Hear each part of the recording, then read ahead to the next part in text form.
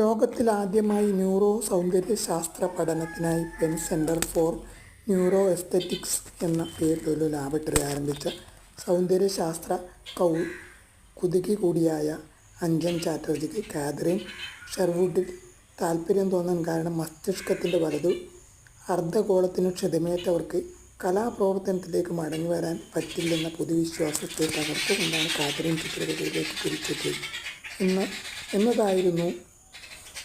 മസ്തിഷ്കാഘാതം വന്നതിന് ശേഷം കാതറിൻ ഷെർവുഡിന് ഭാഷ നഷ്ടപ്പെട്ടു. ക്രമേണ ഭാഷ തിരിച്ചുപിടിച്ചു. ഉചിതമായ പദങ്ങൾക്ക് വേണ്ടി പരിധിയും സാവകാശവുമായിരുന്നു ഭാഷയിലേക്ക് കാതറിൻ പുനഃപ്രവേശിച്ചത്. പക്ഷേ ഭാഷ പുരോഗമിച്ചത് പോലെ ശരീരം പൂർവ്വസ്ഥിതിയിലായില്ല. മറ്റൊരാളുടെ സഹായത്തോടെ വളരെ പ്രയാസപ്പെട്ടായിരുന്നു അവർ ചുവടുകൾ പോലും വെച്ചിരുന്നത്. ജീവിതം ഇപ്രകാരം കുഴിഞ്ഞു മറിഞ്ഞു കിടന്ന ആ സന്ദർഭത്തിൽ അവർ ഇടത് കൈകൊണ്ട് ചിത്രങ്ങൾ വരയ്ക്കാൻ ആരംഭിച്ചു.